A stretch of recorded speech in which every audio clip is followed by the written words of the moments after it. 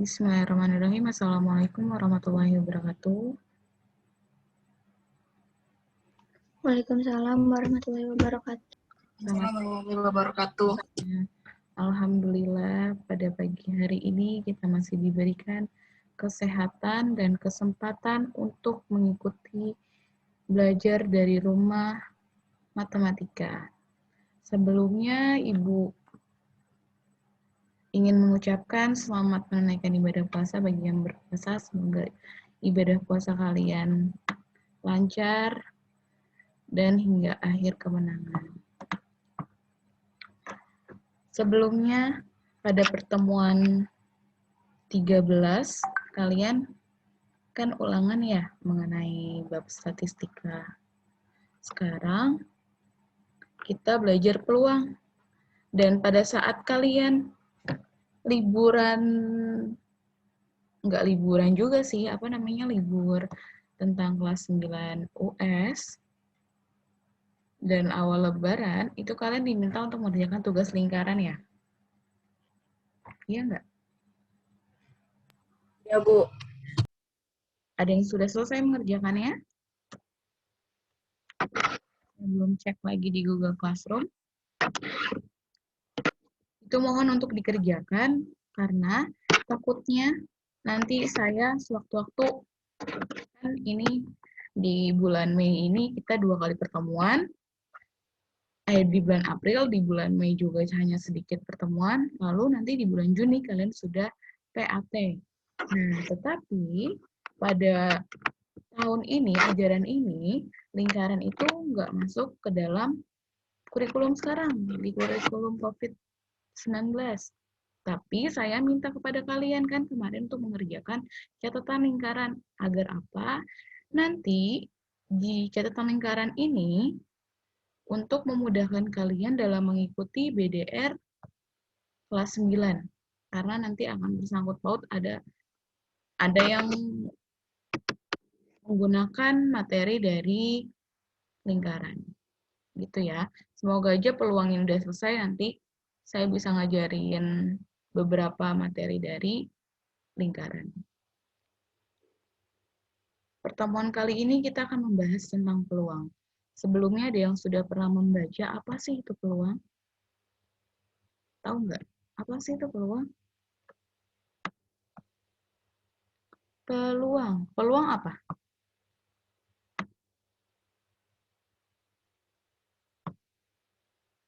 Ada yang tahu peluang itu apa? Seperti peluang mendapatkan nilai 100 untuk mata pelajaran matematika di kelas 8A. Itu bisa peluangnya ada berapa? Peluang yang masuk kerja pada PT Sinar Abadi ada berapa? Nah, di sini kita akan membahas tentang peluang. Di mana kalian hanya menjelaskan apa itu peluang empirik dan teoritik dalam suatu kejadian dari suatu percobaan dan menyelesaikan masalah dari peluang empirik maupun teoritik. Apa sih itu peluang empirik dan teoritik? Kita simak ya.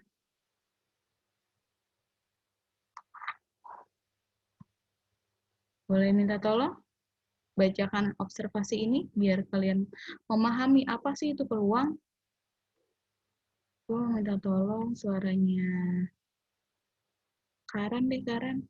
Karan, yang bagian kiri dulu ya, observasi ini.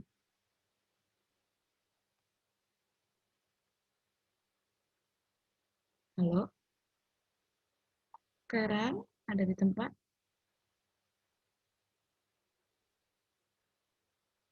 Faidil deh, Faidil. Faidil, tolong bacakan observasi ini.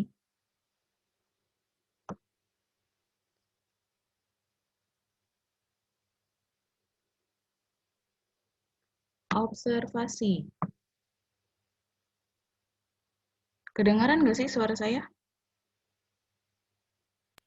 Kedengaran, Bu. Oke, Deborah deh, Deborah. Deborah, tolong bantu saya menjelaskan observasi di bagian pertama dan kedua ini.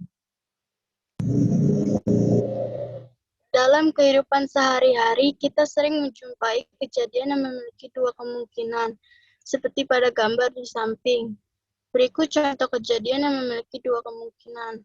A. Kemungkinan seorang ibu melahirkan bayi adalah perempuan atau laki-laki.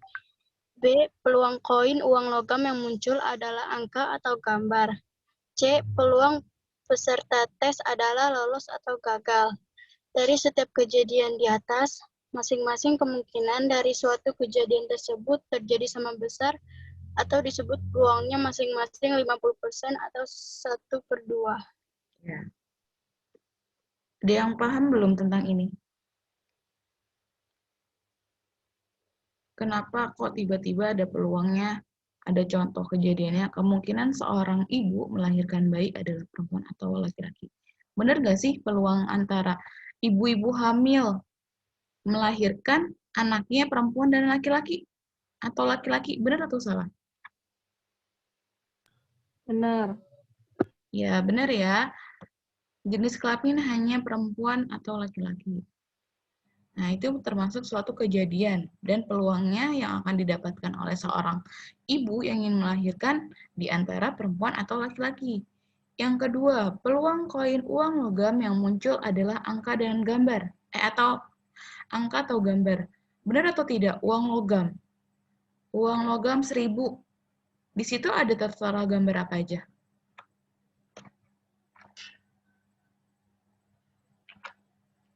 Halo? Kedengaran nggak suara saya?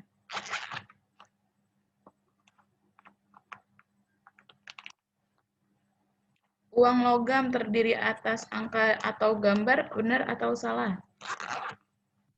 Benar. Benar. Yang gambarnya seperti apa? Punya uang koin kan? Sebentar coba saya. Uang koin, kalian bisa lihat uang koin di situ ada angka dan gambar. Berarti peluang koin yang akan dilempar hanya memungkinkan dua saja, yaitu angka dan gambar. Terus yang ketiga, kejadian peluang peserta tes adalah lolos atau gagal. Bener nggak? Jadi kayak kita mau tes nih, di antara lulus atau enggaknya. Hanya kedua kemungkinan ini kan? Paham belum? Jadi dalam masing-masing kejadian ini pasti mempunyai kemungkinan-kemungkinan yang berbeda. Jadi membandingkan. Jadi peluangnya itu masing-masing setengah-setengah, 50%, 50%. Antara ibu melahirkan bayi perempuan 50%, laki-laki 50%. Begitupun juga peluang koin uang logam. Ada yang kemungkinannya keluar akan angka aja atau gambar aja. Itu dalam pengertian dari peluang. Terus di dalam matematika ini, peluang adalah nilai kemungkinan dari suatu kejadian. Nah, kemungkinannya itu apa aja? Misalnya, ketika kita melempar koin, terdapat kemungkinan bidang yang muncul adalah gambar atau angka. Benar atau enggak? Coba kamu ngelemparin sebuah koin. Itu kan ada dua kemungkinan, antara gambar dan angka. Nah, jika dilempar, di antara kedua itu bukan? Iya. Ya, Ya, karena dalam koin itu terdapat angka dan gambar. Karena koin itu memiliki dua sisi, peluangnya munculnya salah satu bidang adalah 1/2. Kenapa 1/2? Kan salah satu, misalnya gambar. Nah, duanya ini apa? Di antara gambar atau angka. Nah, dalam ilmu matematika, peluang dikategorikan menjadi dua, yaitu peluang empirik dan peluang teoretik. Apa sih itu? Kita simak.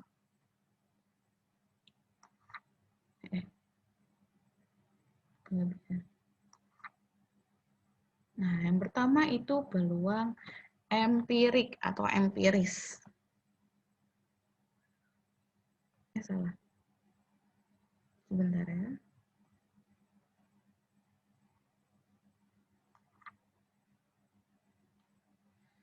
Boleh minta tolong Febriana untuk memahami atau bisa menjelaskan di bagian kiri ini tentang peluang empirik.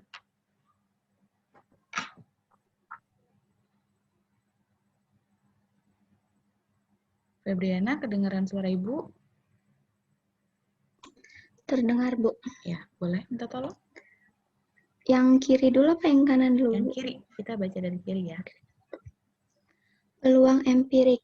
Untuk lebih memahami pengertian peluang empirik, suatu kejadian dari suatu percobaan. Perhatikan tabel berikut ya. Pada kolom terakhir terdapat nilai perbandingan 1 turus 3. Kemunculan N dalam kurung A tutup kurung 3. Banyak percobaan N buka kurung S tutup kurung S 11. Nilai peluang 3/11. 2. 1, 1, 11, 1/11. Udah 3. nggak apa-apa, nggak usah semuanya yang ini, nanti dijelaskan. Lanjut ke sini.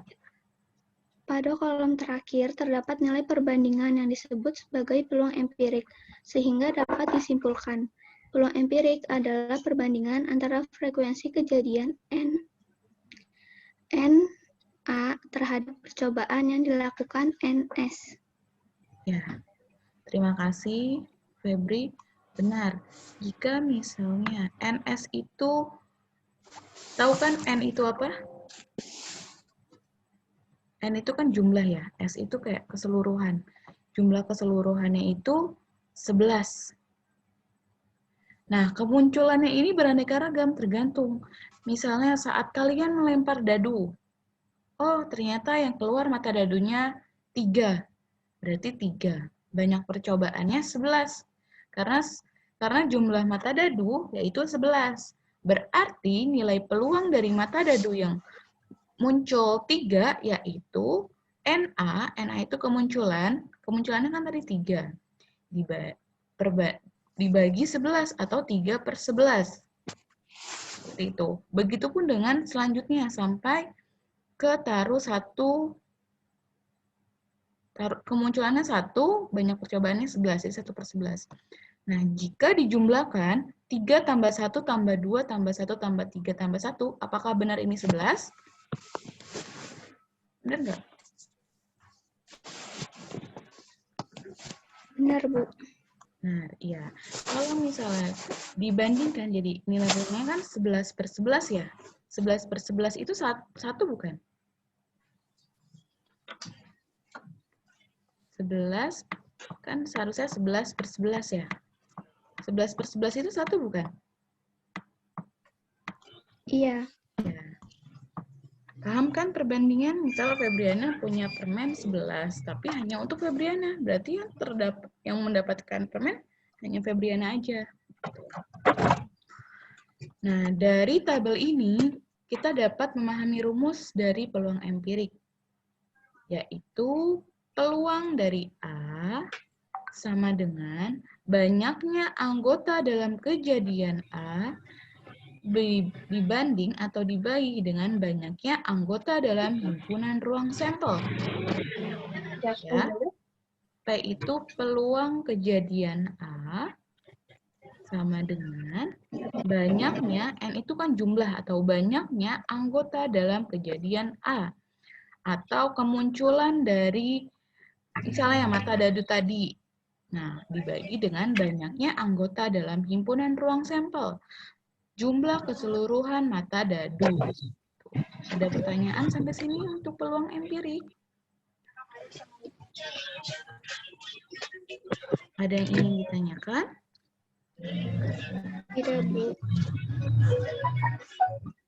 Bisa dipahami? Bisa, Bu. Bisa, Bu.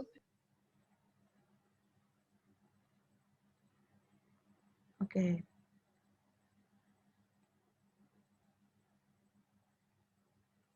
Selanjutnya.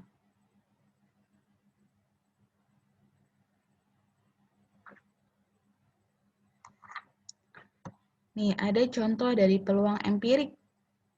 Boleh minta tolong suaranya siapa ya? Jihan? Contoh soal 1, Jihan, tolong bacakan. Bu, Ya. Pada pertandingan sepak bola yang dilaksanakan sebanyak 30 kali, ternyata tim Indonesia menang 18 kali, seri 8 kali, dan kalah 2 kali. Dari data yang sudah ada, jika tim Indonesia bertanding sekali lagi, berapakah peluang tim Indonesia akan menang? Berarti jumlah keseluruhannya berapa kali? Pada pertandingan sepak bola yang dilaksanakan sebanyak berapa kali? 30 kali ya. 30. Ya, 30. Nah, ternyata tim Indonesia pernah menang lagi 18 kali. Terus 8 kali. Dan dia kalah 2 kali. Dari data yang sudah ada, jika tim Indonesia bertanding sekali lagi, berapa sih peluangnya? Jadi pertama, kita nentuin dulu NS atau jumlah banyaknya anggota pada ruang sampel. Berapa? 30? Benar atau salah? Jumlah keseluruhan pada sampel yang dari soal ini. 30 bukan? 30. Ya. Paham belum kenapa 30 kali? Paham belum, Nada? Karena banyaknya anggota dalam himpunan kejadian sampel. Ya, jadi seluruh anggota di sampel pada contoh pertama. Nah, kan yang ditanya itu kan peluang akan menang. Sebelumnya tim Indonesia pernah menang berapa kali? 18. Iya, 18 dan berapa? 8. Itu untuk seri. Berarti kalau yang menang, berarti hanya yang menangnya saja ya. Yang menang tadi berapa? 18, benar. Terus Bu, yang seri dan kalah diapain? Udah nggak usah diapa-apain, karena kan yang diminta hanya peluang menang. Berarti peluang tim Indonesia jika akan menang kembali berarti menggunakan rumus peluang kejadian A, peluang kejadian pertandingan sepak bola sama dengan jumlah kemenangan sebelumnya 18 dibagi dengan jumlah seluruh sampel dibagi 30. Jadi 18/30. Kenapa bisa menjadi 3/5? Ada yang tahu?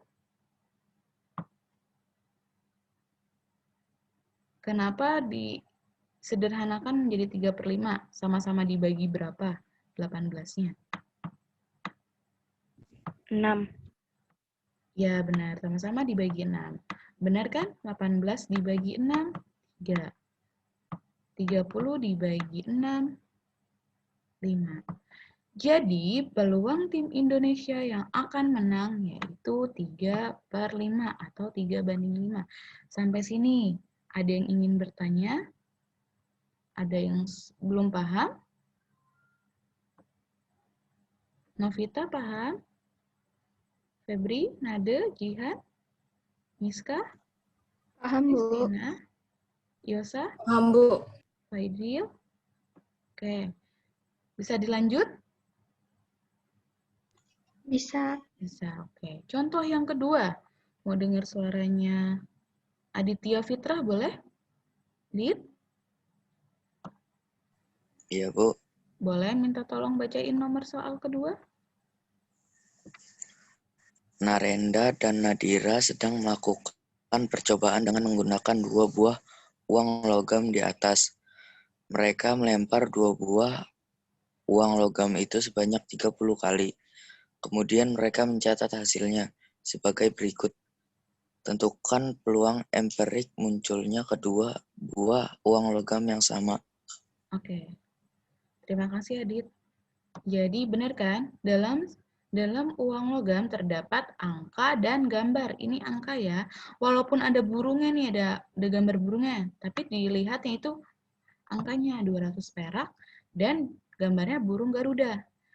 Jika kita melakukan percobaan pelemparan dari 2 uang logam pertama nih, uang logam pertama ini Jika kita lempar, yang keluar angka. Terus uang logam yang kedua juga angka. Berarti angka dan angka sebanyak 10 kali. Kenapa ini bisa 10 kali? Ada rumusnya, sebentar deh. Kalian ada bukunya nggak? Buku kuning. Coba bisa dibuka juga di buku kuning.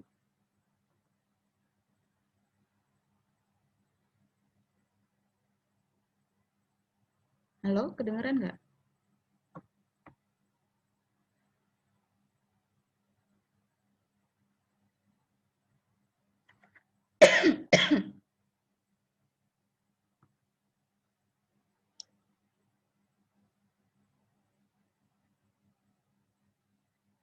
Jadi, kalau misalnya kita melempar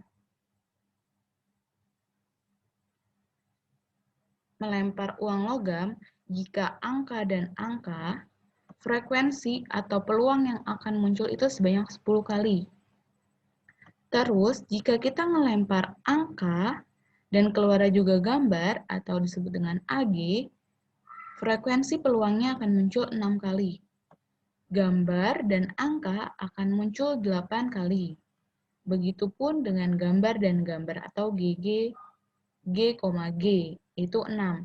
Dengan totalnya sebanyak 30, karena kan mereka melempar 2 buah logam itu sebanyak 30 kali. Nah, terus dicatatlah nih.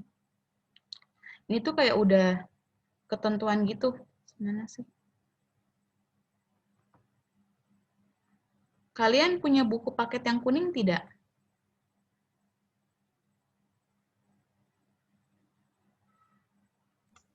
Punya, Bu. Iya.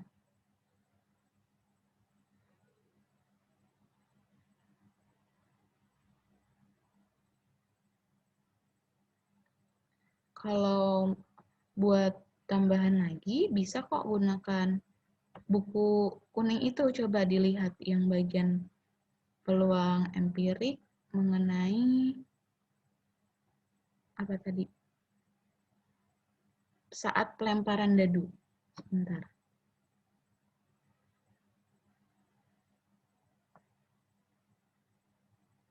Ada nggak? Febri ketemu nggak?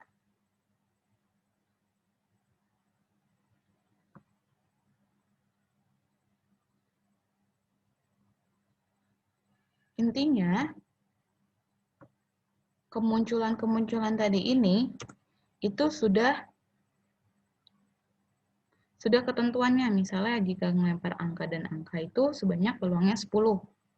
Angka dan gambar 6. Gambar dan angka 8. Dan gambar 6. Ini berlaku untuk 2 buah logam. Nah, yang ditanya apa? Munculnya kedua buah uang logam yang sama. Berarti uang logam yang sama. Maksudnya apa? Munculnya kedua uang logam yang sama.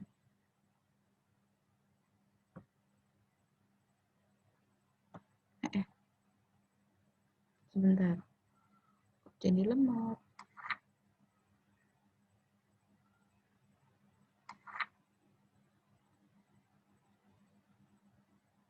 Nah, ini juga bisa lihat dari sini ya. Munculnya kedua uang logam yang sama pada 2 buah ini yaitu angka dan angka. Dia sama nggak? Kemungkinan munculnya itu yang uang logam pertama itu angka. Yang uang logam kedua juga angka. Berarti dia sama kan? Sama-sama keluarnya angka dan angka. Angka dan angka frekuensinya berjumlah 10. Dan gambar itu kan juga sama. Frekuensinya 6. Nah, jika dijumlahkan kemunculan antara angka dan gambar, yaitu 10 ditambah 6, menjadi 16. Ini merupakan jumlah peluang dari si A, karena kan tadi memintanya peluang 2 buah uang logam yang sama. Jadi, kemungkinannya angka dan angka, gambar dan gambar. Nah, karena tadi sudah tahu frekuensinya dari masing-masing ini, kita jumlahkan. Angka dan angka 10, gambar dan gambar 6. Jika dijumlahkan 16. Nah, sedangkan banyaknya seluruh percobaan tadi kan 30 kan ya? Nih, sama kayak ini. Contohnya, uang logam dilempar sebanyak 30 kali. Oh, ini berarti jumlah keseluruhan dari sampel uang logam.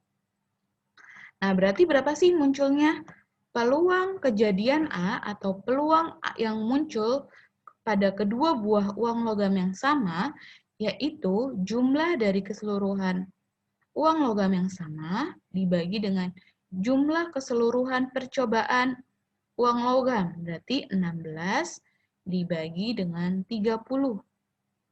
Nah, 16 dibagi 30 atau 16 per 30 ini kita sederhanakan. Sama-sama dibagi berapa ini kok jadi 8 per 15? 2. Ya, sama-sama dibagi 2. Berarti 8 per 15. Maka peluang empiriknya pada kedua buah logam yang sama yang dilakukan oleh Narendra dan Nadira, yaitu sebanyak 8 per 15. Sampai sini paham belum? Paham belum? Jadi setiap hasil percobaan pelemparan dua uang logam sebanyak 30 kali itu, ini sebuah kejadiannya itu selalu ini. Ya, kalau untuk soal nomor 3, sama nih soalnya. Tapi dia ditanyanya peluang munculnya uang logam ke satu, yaitu gambar, dan uang logam kedua, yaitu angka. Uang logam ke satu, yaitu gambar. Ini kan, dibaca, uang logam ke satu, yaitu gambar. Ini yang nomor 1 benar atau salah? Yang diminta kan gambar dan angka. Nomor 1, angka dan angka. Benar atau salah? Salah. Salah. Terus yang nomor 2, angka dan gambar. Sedangkan yang diminta uang ke pertama gambar, kedua angka. Benar atau salah? Salah. Salah. Yang nomor 3, Benar. yang keempat? Salah. Salah. Oh, berarti dari sini ketahuan. Yang dijadikan peluang munculnya yaitu hanya ini, di nomor 3 ini. Berarti bisa tahu dong, NA-nya berapa? Jumlah sampelnya berapa? NA-nya berapa berarti? Frekuensi dari gambar dan angka berapa? Ini ya, 8 ya. Berarti peluang 8. kejadian A, iya benar. Peluang kejadian A sama dengan jumlah dari A, nih. Sebentar ya, dihapus dulu.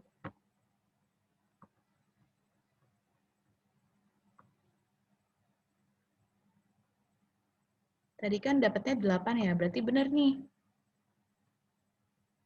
Uang logam pertama dan uang logam kedua, tadi frekuensinya 8, karena ada pada tabel ya. Terus kita gunakan rumusnya. Peluang kejadian A sama dengan jumlah apa nih? Yang A tadi apa? Dibacanya apa tadi? NA. Banyaknya anggota dalam kejadian. Ya, banyaknya kejadian pada anggota A, tadi kan 8, frekuensinya 8. Dan jumlah sampelnya 30, berarti 8 per 30. Bisa kita sederhanakan tidak? Bisa Bu, ternyata sama-sama dibagi 2. 8 dibagi 2, 4, 30 dibagi 2, 15. Nah, sampai sini berarti tahu nih. Oh, berarti peluang empirik munculnya uang logam ke satu yaitu gambar, dan uang logam kedua yaitu angka yang dilakukan Raditya dan Maira adalah 4 per 15. Sampai sini, apakah ada yang ingin ditanyakan?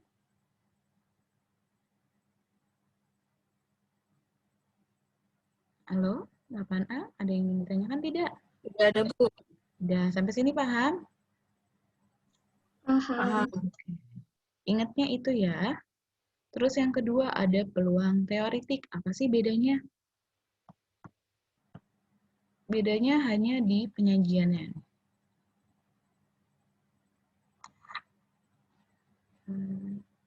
Oh ya, ini kan hanya 6 menit lagi. Kalau misalnya nanti tiba-tiba mati, boleh bergabung lagi ya. Terakhir ini.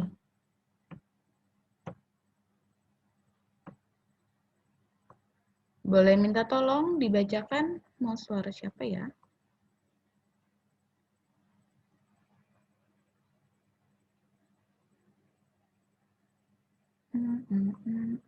Yosa, boleh minta tolong bantu Ibu?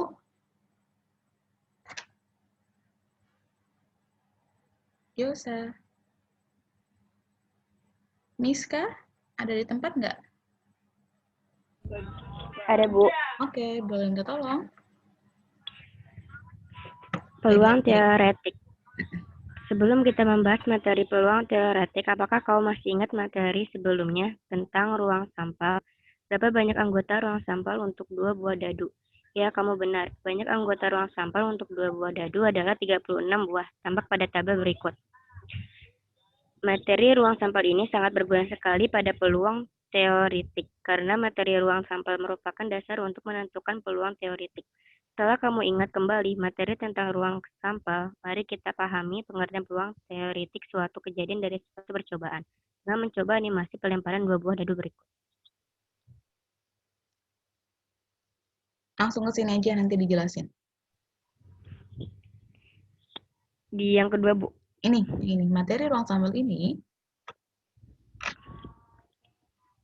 Materi ruang sampel ini sangat berguna sekali pada peluang teoretik, karena materi ruang sampel merupakan dasar untuk menentukan peluang teoretik. Setelah kamu ingat kembali materi tentang ruang sampel, mari kita pahami pengertian peluang teoretik suatu kejadian dari suatu percobaan, dengan mencoba animasi pelemparan 2 buah dadu berikut. Jadi, terima kasih ya, Miska. Jadi, terdapat 2 buah dadu, yaitu dadu pertama dan dadu kedua. Ini kenapa ada 1, 2, 3, 4, 5, 6? Karena kan dadu ada 6 mata kan ya? Benar nggak? Nih, dadu kan seperti ini kan? Nah, jika dadu pertama munculnya 1 dan dadu kedua munculnya 1, berarti banyaknya ruang sampelnya itu 1,1. Begitupun selanjutnya. Tapi dibacanya gimana, Bu? Dadu pertama dulu atau dadu kedua dulu? Yang dibaca terlebih dahulu itu dadu pertama dulu. Misalnya ini, dadu pertama 1, dadu kedua 1, berarti 1,1. Selanjutnya, dadu pertama 1, dadu kedua munculnya 2, berarti 1,2. Begitu seterusnya sampai dadu pertama munculnya 6, dadu kedua juga munculnya 5, berarti 6,5. Sampai sini paham belum? Jadi ada 36 kejadian, benar nggak? Ada 1, 2, 3, 4, 5, 6. Bawahnya juga ada 6, 1, 2, 3, 4, 5, 6. 6 kali 6, 36. Oh, berarti ruang sampel dengan banyaknya 2 buah dadu, yaitu 36 buah. Berarti benar nih. Untuk selanjutnya, di peluang teoretik ini, kalian juga boleh perhatikan tabel ini. Kalian dapat mengetahui nih peluang dari masing-masing penjumlahan 2 mata dadu. Nah, nanti saya kasih tahu linknya. Nah, dari sini, jika ditambah nih, peluang mata dadu yang satu ini, kan munculnya 1 kan ya. Kalau mata dadu, kalau dilempar, yang dapat nilainya kan yang paling atas kan ya, walaupun samping-sampingnya kelihatan. Bener nggak sih kalau kalian main monopoli? Kan dadu dilempar. Kalau kalian jalan, berarti ngikutin dari berapa mata dadu yang muncul. Di sini 1 sama 1. 1 tambah 1, 2. Terus juga begitu, 1 tambah 2, 3. Sampai seterusnya ini, 6. 6 tambah 1, 7. 6 tambah 2, 8. Dan seterusnya sampai 6 ditambah 6, yaitu 12. Paham belum sampai sini? Paham, Bu. Ya, ini hanya penjumlahan dari masing-masing mata dadu. Dan berapakah peluang kejadiannya? Ada lagi.